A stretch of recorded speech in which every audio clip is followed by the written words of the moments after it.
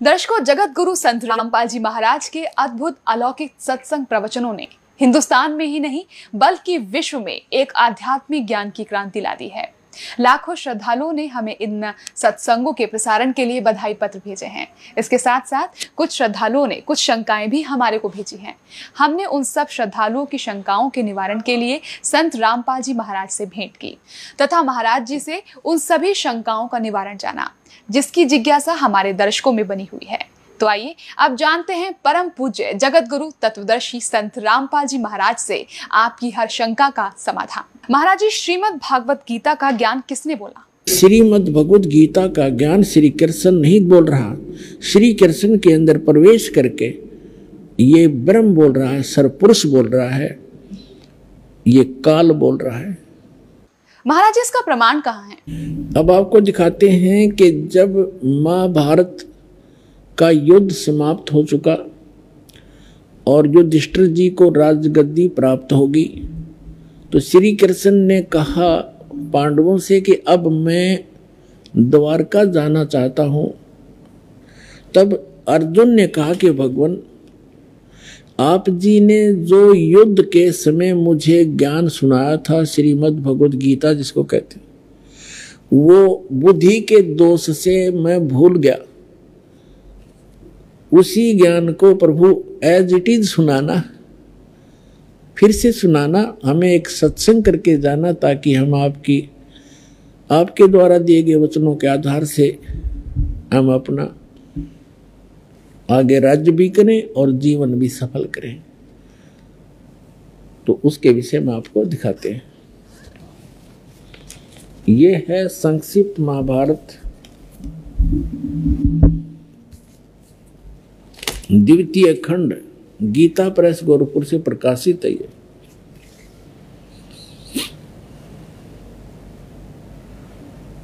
और कहां से छपा है? इसके अनुवादक भी वही हैं, द्वितीय खंड, संपादक तथा संशोधक जयदयाल गोविंदका, और ये यहां से छपी है।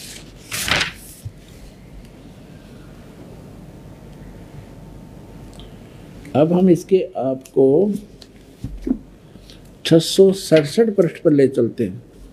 ये है 667 पृष्ठ।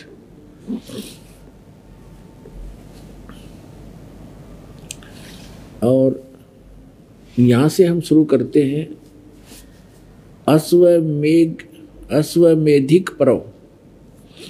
अर्जुन का श्री कृष्ण से गीता का विषय पूछना और कृष्ण का अर्जुन से सिद्ध महर्षि और कश्यप का संवाद।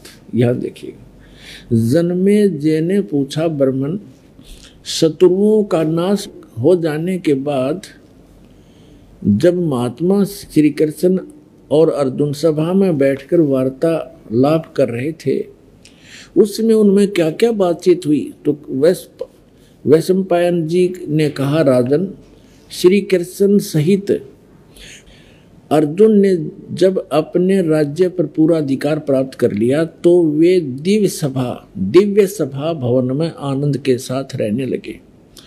एक दिन सब जनों से घिरे हुए वे दोनों मित्र स्वेच्छा से घूमते घूमते सभा मंडप के ऐसे भाग में पहुंचे जो स्वर्ग के समान सुंदर था। पांडुनंदन अर्जुन श्री कृष्ण के साथ रहकर बहुत प्रसन्न थे। उन्होंने एक बार उस रमणीय सभा की ओर दृष्टि डालकर भगवान से ये वचन कहा, देवकी नंदन, जब युद्ध का अवसर उपस्थित था उसमें मुझे आपके माध्यम का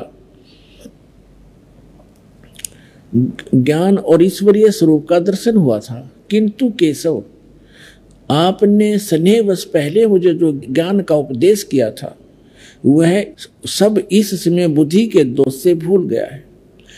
उन विषयों को सुनने के लिए बार बार मेरे मन में उत्कंठा होती है। इधर आप जल्दी ही द्वारका जाने वाले हैं, अतः पुनः वह सब विषय मुझे सुना दीजिए। अब कहने का भाव ये है कि अर्जुन कह रहा है कि कृष्ण जी से कि आपने युद्ध के समय जो मुझे गीता वाला ज्ञान बताया था मैं बुद्धि के दोष से भूल गया, मुझे वही ज्ञान फिर बताओ। अब श्री कृष्ण जी क्या कहते हैं देखिए, वैशंपायन जी कहते हैं अर्जुन के ऐसे कहने पर वक्ताओं में श्रेष्ठ महातेजस्वी भगवान श्री कृष्ण ने उन्हें गले से लगाकर इस प्रकार उत्तर दिया। श्री कृष्ण बोले, अर्जुन उस समय मैंने तुम्हें अत्यंत गोपनीय विषय का श्रवण कराया था, अपने स्वरूप भूत धर्म सनातन पुरुषोत्तम तत्व का परिचय दिया था और नित्य लोकों का भी वर्णन किया था, किंतु तुमने जो अपनी नासमझी के कारण उस उपदेश को याद नहीं रखा, यह जानकर मुझे बड़ा खेद हुआ। इन बातों को अब पूरा पूरा समझ होना संभव नहीं जान पड़ता। श्री कृष्ण जी के बोल हैं, ये सुन जानते पढ़ियो। पांडुनंदन, निश्चय तुम बड़े श्रद्धाहीन हो, तुम्हारी बुद्धि अच्छी नहीं जान पड़ती। अब मेरे लिए उस उपदेश को ज्यों का त्यों दोहरा देना कठिन है, क्योंकि उस समय योग युक्त होकर मैंने परमात्म तत्व का वर्णन किया था। पुण्यात्माओं, ये भी एक विचलित आत्मा होती है। अब देखो, जैसे दास सत्संग कर रहा है और प्रथम बार कोई श्रोता इसको सुन रहा है, आज के सत्संग को मुश्किल से वो 60% याद रख सकता है, मुश्किल से। और फिर 1 हफ्ता 10 दिन के बाद, महीने 2 महीने के बाद वो मुझे मिले और मुझसे कहे, जी वो सत्संग आपने किया था वो फिर से सुनाना, तो मैं तुरंत सुना दूंगा। यदि मैं अपने होश हवास में बोल रहा हूं और मैं ये कहूं कि तेरी बुद्धि अच्छी नहीं है, तू श्रद्धाहीन व्यक्ति है, तूने वो सत्संग याद क्यों नहीं रखा, और मैं ये कहूं मुझे तो अब याद नहीं, कोई बात हुई या? इसे सिद्ध है कि श्री कृष्ण नहीं बोल रहा था गीता का ज्ञान, उसके अंदर वो काल बोल रहा था प्रवेश करके। अब उसको कुछ भी याद नहीं। फिर कहता उससे मैंने योग युक्त होकर के वो ज्ञान बोला था। योग युक्त का अर्थ होता है परमात्मा से कनेक्ट हो जाना। इसे सिद्ध है कि परमात्मा कोई अन्य है जिससे वो कनेक्ट होने की बात कर रहा है। और जब युद्ध के मैदान में ऐसे भयंकर स्थिति में योग युक्त हो सकता है, अब पीस माइंड पीस है, उस टाइम तो शांति है, तो उसमें और जल्दी हो जाना चाहिए था योग युक्त, जबकि बिजली गिर गई। वास्तविकता यह है कि श्री कृष्ण जी ने योग ज्ञान पता ही नहीं ना उन्होंने बोला। उन्होंने फिर आगे इसमें अपने सत्र का ज्ञान दे रखा, वो गीता से मेल भी नहीं खाता। इससे आगे गीता है अलग से लिखी हुई है, वो तो गीता से मेल भी नहीं खाता, कह भी नहीं मिलता आपस में। तो कहने का भाव यह है कि श्री कृष्ण में प्रवेश करके यूं काल बोल रहा था। इसके बहुत से प्रमाण हैं। जैसे अब पहले तो ये प्रसंग क्लियर करता हूं कि जैसे अब श्री कृष्ण में प्रवेश करके काल बोला था, और ये काल कौन है? ये ब्रह्मा विष्णु महेश के पूज्य पिताजी हैं। और गीता अध्याय नंबर 4 के श्लोक नंबर 5 और 9 में ये क्या कहता है कि अर्जुन तेरे और मेरे बहुत जन्म हो चुके, तू नहीं जानता, मैं जानता हूं। मेरे जन्म और कर्म अलौकिक हैं। इसके कर्म अलौकिक कैसे है? जैसे श्री कृष्ण में प्रवेश करके प्रेत की तरह गीता का ज्ञान बोल दिया। अब आज तक यही रट लगा रखी थी, श्री कृष्ण जी ने गीता बोली, श्री कृष्ण जी ने गीता बोली, और बोली काल ने कृष्ण जी को तो पता भी नहीं मैंने बोला क्या था गीता में।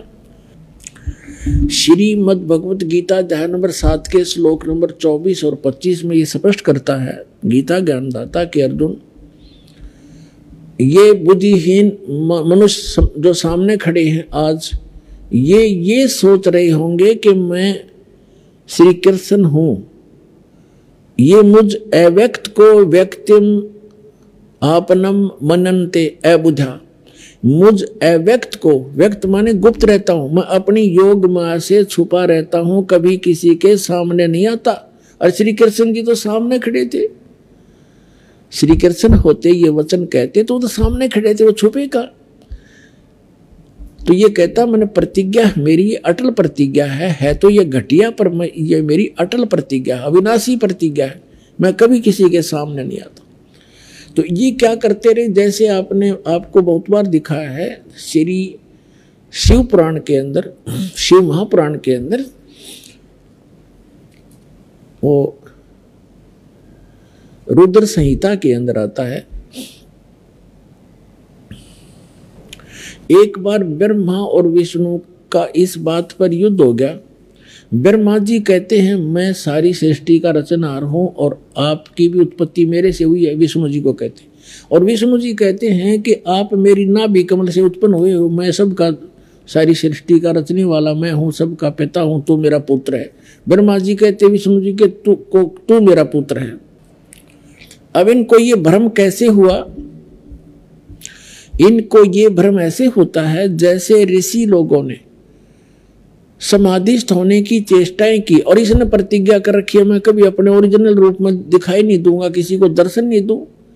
ये क्या करता है, जैसे ऋषि महर्षियों ने समाधिस्थ हुए और समाधि दशा में किसी को ब्रह्मा के रूप में दर्शन दे दिए, तो उसने, उस ऋषि ने सब जगह जो है गुणगान कर दिए कि ये ब्रह्मा जी स्वयं मालिक है, ये अपने आप को छुपाए बैठे हैं, ये जगत पिता हैं, मैंने समाधि दशा में इनके दर्शन हुए। इस बात से ब्रह्मा जी फूल गए, 10, 20, 50 ने ऐसे कह दिया और किसी को विष्णु जी के रूप में दर्शन दे दिए। तो उसने कहा कि विष्णु जी यही पूर्ण परमात्मा है, मैंने समाधि दशा में इनके दर्शन हुए, ये अपने आप को छुपाए हुए, ये जगत के मालिक हैं, जगत के रचने वाले हैं, ये सारा समर्थ है। तो उससे विष्णु जी को भ्रम हो गया कि मैं ही रचने वाला हूं, सारे मुझे ही कहने लग रहे।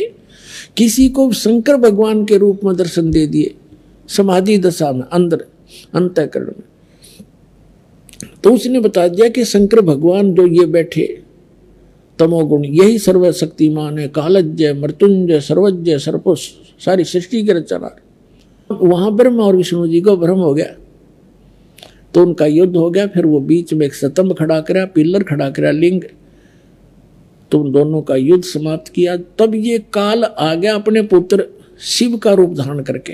ये अपने वास्तविक रूप में नहीं आता। इसका वास्तविक रूप कौन सा है? जो श्रीमद् भगवत गीता का ज्ञान देते समय युद्ध के मैदान में दिखा था इसने, 1000 भुजा का है ये, सहस्रा बाहु है ये। ब्रह्मा विष्णु महेश केवल 4 भुजा बना सकते हैं, दुर्गा केवल 8 भुजा बना सकती है, इससे ज्यादा नहीं है। और ये 1000 भुजा से लेकर और 10 भुजा और 4 भुजा और 2 भुजा में बना सकता है।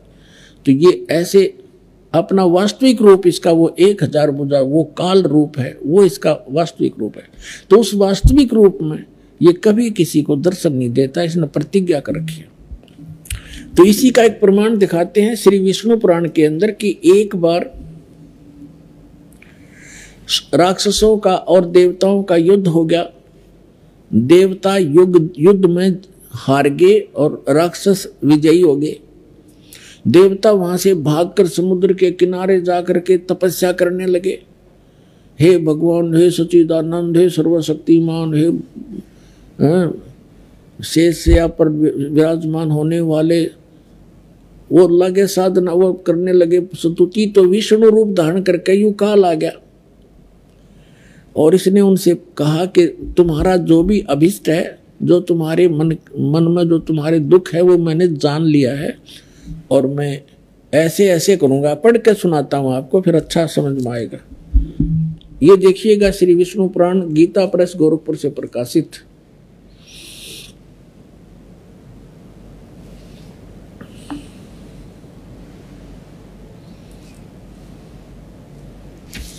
इसके अनुवादक कौन है? अनुवादक श्री मुनीलाल गुप्त, श्री मुनीलाल गुप्त। और ये कहाँ से प्रकाशित है, कहाँ से छपी है? ये यहीं से प्रकाशक व मुद्रक हैं, गीता प्रेस, गोरखपुर, गोविंद भवन कार्यालय, कोलकाता का संस्थान। ये इनके फोन और फैक्स में। ये है चतुर्थ अंश और ये 233 पृष्ठ पे। हम यहाँ पढ़ेंगे। पुरिंदे का भी एक दूसरा नाम पढ़ा, यहां लिखा कि पूर्व काल में त्रेता युग में एक बार अति भीषण देव असुर संग्राम हुआ, देवताओं और राक्षसों का युद्ध हुआ। उसमें महाबलवान दैत्य गण से पराजित हुए देवताओं ने भगवान विष्णु की आराधना की। तब आदि अनंत शून्य अशेष जगत प्रतिपालक श्री नारायण ने देवताओं को प्रसन्न होकर कहा, आप लोगों का जो कुछ अभिष्ट है वह मैंने जान लिया है। उसके विषय में यह बात सुनिए। राज ऋषि ससाद का जो पुरंजय नामक पुत्र है, उस अक्षत्रिय श्रेष्ठ के शरीर में मैं अंश मात्र से अवतीर्ण होकर, यानी कुछ समय के लिए उसमें प्रवेश करूंगा, इस पुरंजय के शरीर में होकर उन संपूर्ण दैत्यों का नाश करूंगा। तुम लोग पुरंजय को दैत्यों के वध के लिए तैयार करो। अब कहता है मेरे कर्म अलौकिक हैं। ये कर्म अलौकिक क्यों हैं कि पुरंजय के अंदर जो पुरंजय को खड़ा कर लिया, असुर और देवता आमने सामने युद्ध के लिए खड़े हो गए, और यू काल जो है पुरंजय के शरीर में प्रवेश कर गया और वो राक्षसों को मार डाला। अब और दिखाता हूं 243 पृष्ठ पे, चतुर्थ अंश ही चल रहा है, अध्याय 3 का श्री विष्णु पुराण 242 पृष्ठ पे, तीसरा अध्याय। यहाँ पूर्व काल में रसातल में मोने नामक 6 करोड़ गंधर्व रहते थे। उन्होंने समस्त नाग कुल के प्रधान रतन और अधिकार छीन लिए थे। गंधर्वों के पराक्रम से अपमानित उन नागेश्वरों द्वारा स्तुति किए जाने पर उसके स्वर्ण करने से जिनकी विकसित कमल सदृश आंखें खुल गई हैं, निंद्रा के अंत में जागे हुए उन जलशाही भगवान सर्वदेवेश्वर को प्रणाम कर उनसे नागगण ने कहा, भगवान इन गंधर्वों से उत्पन्न हुआ हमारा भय किस प्रकार शांत हो। तब आदि अनंत भगवान पुरुषोत्तम ने कहा, यु काल आ गया विष्णु रूप धारण करके, योनासव के पुत्र मान धाता का जो पुरकुत्स नामक पुत्र है, उसमें प्रविष्ट होकर मैं उन संपूर्ण दुष्ट गंधर्वों का नाश कर दूंगा। यानी पुरकुत्स में प्रविष्ट करके, उसमें प्रवेश होकर भूत की तरह बढ़कर प्रेत की तरह प्रवेश होकर के मैं संपूर्ण गंधर्वों का नाश कर दूंगा। इति सिद्धम के ये काल ऐसे अलौकिक कर्म करता है। इसी प्रकार इसने श्री कृष्ण में प्रवेश करके गीता जी का ज्ञान बोला है। समझदार को संकेत पर्याप्त है। अब दास आपको सुनाने जा रहा है कि गीता ज्ञान दाता 7वें अध्याय के 12वें श्लोक में कहता है कि जो कुछ भी रजोगुण से उत्पन्न होने वाला भाव है, यानी सृष्टि जिससे होती है, रजोगुण के प्रभाव से प्रत्येक प्राणी इतना प्रेरित होता है कि संतानों उत्पत्ति करता है। और सतोगुण से होने वाला भाव है, यानी सतोगुण से एक दूसरे में प्रेम मोह ममता, उससे मोह जागृत होता है, ममता बनती है एक दूसरे में। और तीसरे से संहार क्रोध तमोगुण, जो तमोगुण से होने वाला यानी शिवजी से होने वाला जो भाव है वो संहार है। इन तीनों जो कुछ भी हो रहा है उसका निमित्त कारण मैं हूं, गीता ज्ञानदाता कहता है। ये काल है। आपको सृष्टि रचना में बहुत बार सुनाया है और कभी फिर सुनाएंगे। इसको एक श्राप लगा हुआ है इस ब्रह्म को, सरपुरुष को। 1 लाख मानव शरीरधारी प्राणियों का यह नित्य आहार करता है। इसने एक ब्रह्मांड के अंतिम छोर में 21 में, इसका 21 ब्रह्मांड का लोक है, पूरा 21 ब्रह्मांड, इसके 21वें ब्रह्मांड के अंतिम छोर में इसने एक ऐसा स्थान बना रखा है जहां कोई नहीं जाकर देख सकता।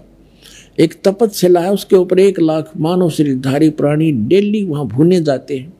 यह शरीर तो यहाँ रह जाता है, इसके अंदर एक सूक्ष्म शरीर है।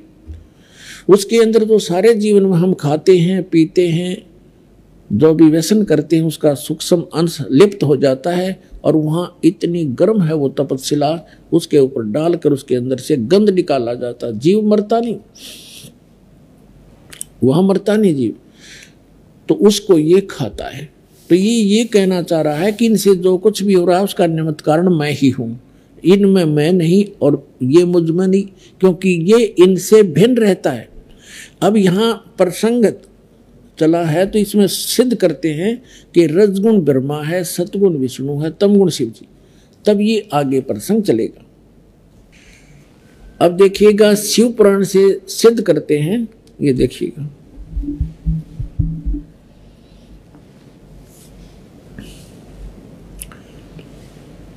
ये गीता प्रेस गोरखपुर से प्रकाशित है।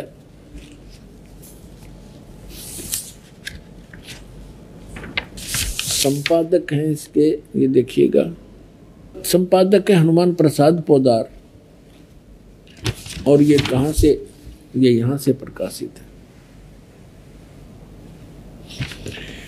ये है रुद्र संहिता, रुद्र संहिता और संक्षिप्त शिव पुराण, पृष्ठ नंबर 110 पे गीता प्रेस गोरखपुर से प्रकाशित, सचित्र मोटा टाइप। इस प्रकार ब्रह्मा विष्णु और रुद्र इन तीन देवताओं में गुण हैं, यानी रजगुण ब्रह्मा, सतगुण विष्णु, तमगुण शंकर, इन तीन देवताओं में गुण है, परंतु शिव गुणातीत माने गए हैं, वो इन तीनों से अलग हैं। और यही गीता अध्याय नंबर 7 के श्लोक नंबर 12 में स्पष्ट कर रहा है कि इन तीनों गुणों से जो कुछ भी हो रहा, रजगुण से होने वाले भाव, सतगुण से होने वाली सतिथि, रजगुण से होने वाली उत्पत्ति और शंकर से होने वाले संहार, इन तीनों का, इनका मूल कारण तो मैं ही हूँ, मेरे कारण ही हो रहा, क्योंकि इसको 1 लाख जीव मानव शरीरधारी प्राणी रोज खाने पड़ते हैं। और फिर ये कहता मैं इनमें नहीं और ये मुझ में नहीं। अब ये खुद यहाँ भी खुद कह रहा है कि वो इनसे न्यारे हैं, भिन्न हैं। अब ये कंसेप्ट और क्लियर करना पड़ेगा। यहाँ एक और शंका उत्पन्न हो जाएगी कि ब्रह्मा विष्णु रुद्र, तो रुद्र अन्य भी है, एक जो 8 रुद्रों का, 11 रुद्रों का सरदार है, वो रुद्र अलग है, और उन सभी रुद्रों का मुखिया ये शंकर भी है, तमोगुण शंकर, इसलिए इसको भी रुद्र कहते हैं, और 11 रुद्र अन्य भी है। तो ये भी यहाँ स्पष्ट करना पड़ेगा कि ये ब्रह्मा विष्णु रुद्र और ये महेश इनसे अलग है, ये इनका पिता। ये देखिएगा, एक समय जैसे दास ने बताया था कि ब्रह्मा और विष्णु का आपस में इस बात पर युद्ध हो गया। ब्रह्मा जी कहने लगे तू मेरा पुत्र है विष्णु जी से, और विष्णु जी कहने लगे तू मेरा पुत्र है। इन दोनों का झगड़ा हो गया, तो इनके बीच में एक लिंग खड़ा कर दिया, स्तंभ, तेजो में स्तंभ, और ये फिर युद्ध करना बंद कर गए, उसके और छोर को खोजने में लगे। फिर वहां अपने पुत्र शिव के रूप में ये खुद आकर खड़ा हो गया, ये काल भगवान। और फिर इनको कैसे संबोधित करता है ब्रह्मा और विष्णु को, सुनिएगा। ये देखिएगा विद्वेश्वर संहिता, ये है विद्वेश्वर संहिता और संक्षिप्त शिव पुराण 24 पृष्ठ पे। ये तो थोड़ा सा सीन देखें, यहाँ ब्रह्मा और विष्णु के बीच में ये लिंग खड़ा कर दिया, स्तंभ तेजो में। और फिर यहां आकर के क्या बोला, ब्रह्मा और विष्णु ने पूछा प्रभो सृष्टि आदि 5 कर्तों के लक्षण क्या हैं, ये हम दोनों को बताइए। भगवान शिव बोले ये काल है, इनका पिता। भगवान शिव बोले मेरे कर्तों को समझना अत्यंत गहन है, यद्यपि तथापि मैं कृपा पूर्वक तुम्हें उनके विषय में बता रहा हूं। अब अपने 24-25 पे पढ़ लिया, अब 26 पे पढ़ते हैं, अपने मतलब की बात पढ़ेंगे।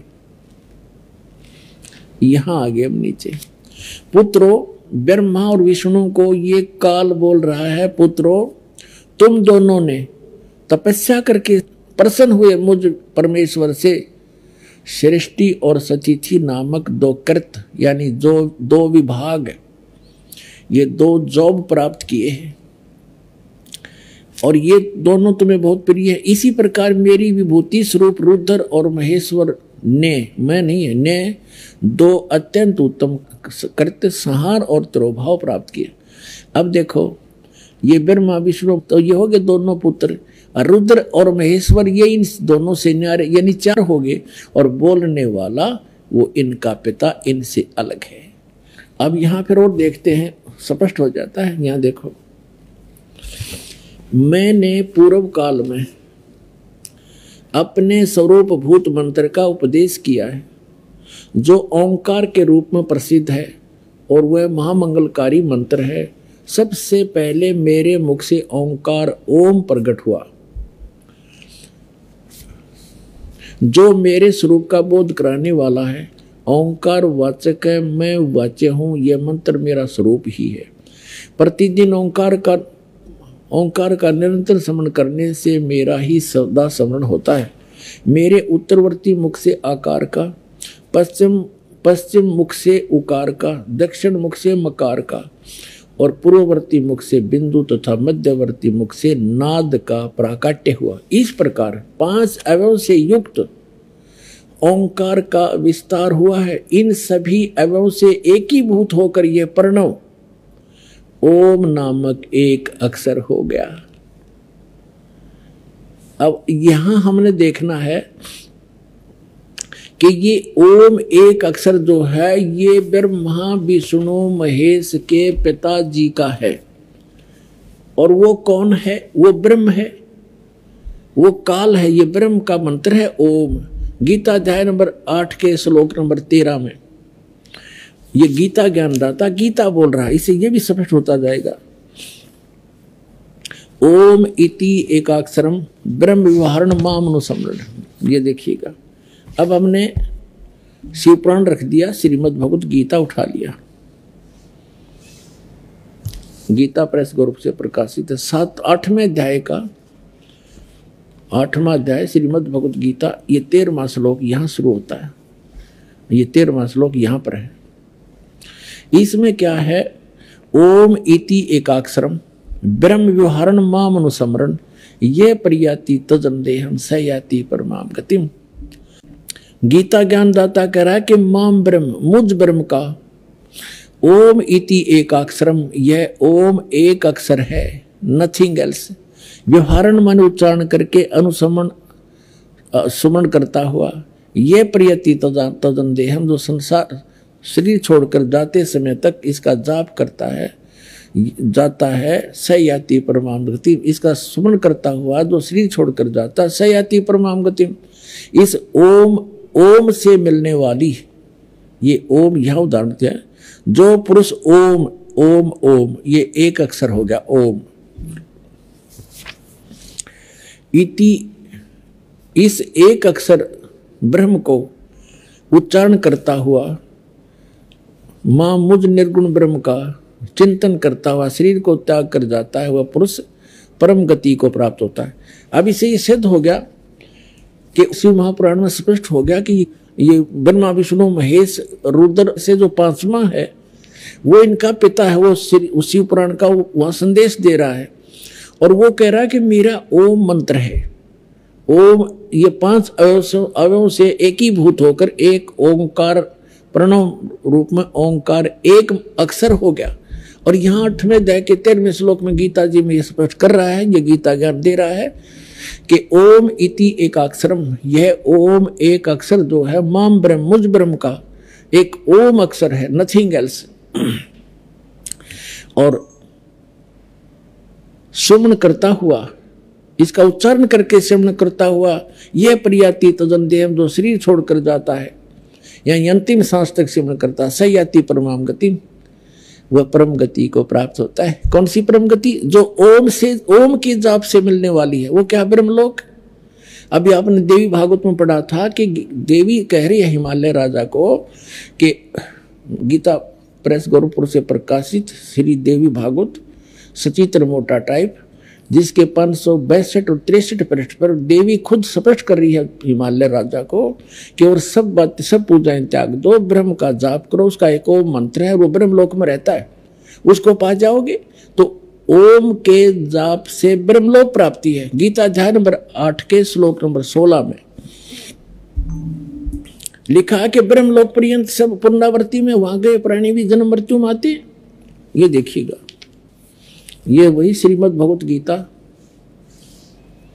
इसके 8वें अध्याय के अब 16वें श्लोक में क्या कहा है कि हे अर्जुन, ब्रह्मलोक पर्यंत सब लोग पुनरावृत्ति में, पुनरावृत्ति का इन्होंने यहां विश्लेषण भी किया है, अर्थात जिनको प्राप्त होकर पीछे संसार में आना पड़े ऐसे।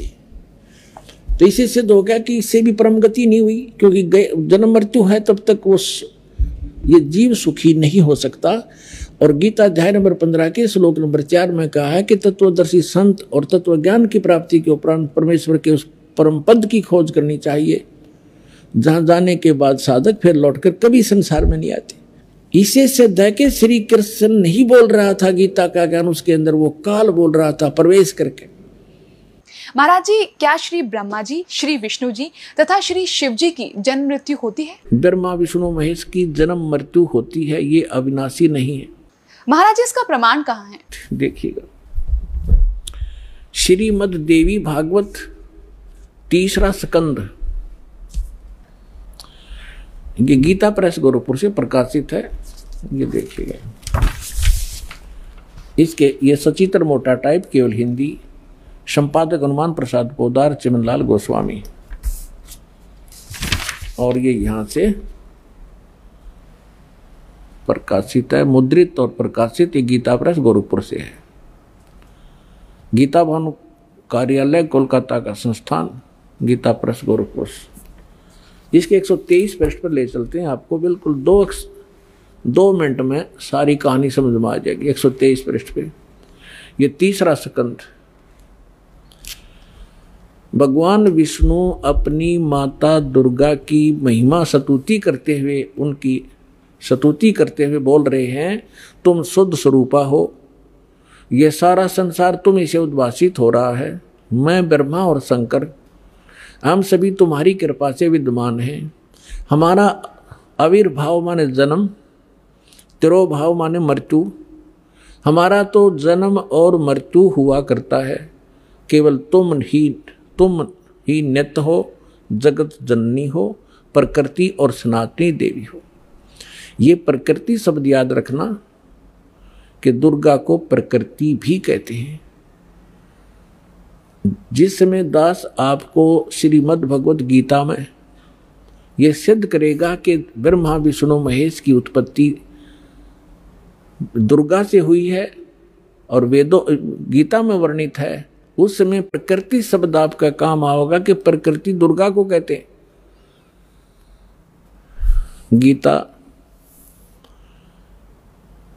गीता के अंदर 2 प्रकृति बताई है। एक तो जड़, जैसे ये अग्नि वायु हवा आदि, और एक चेतन ये दुर्गा प्रकृति है। तो इसलिए कहते हैं तुम आप ही प्रकृति हो। और फिर भगवान शंकर क्या कहते हैं, देखिएगा। भगवान शंकर बोले, देवी यदि महाभाग विष्णु तुम ही से प्रकट हुए हैं, उनके बाद उत्पन्न होने वाले ब्रह्मा भी तुम्हारे बालक हुए, फिर मैं तमोगुणी लीला करने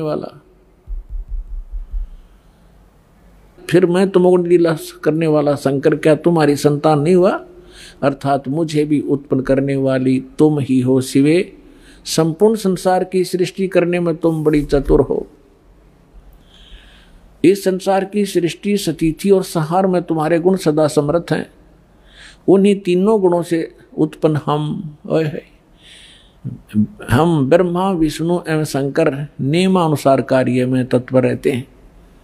अपने आत्माओं, इस पवित्र पुराण के चंद पंक्तियों ने 4-5 कंसेप्ट क्लियर कर दिए।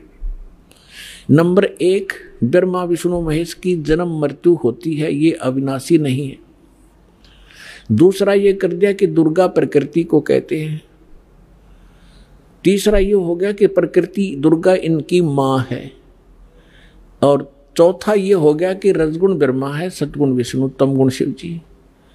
और 5वां ये हो गया कि ये भगवान केवल वर्क डन दे सकते हैं, जैसा जिसका कर्म है इसमें ये कोई परिवर्तन नहीं कर सकते, ये इससे सिद्ध हो गया।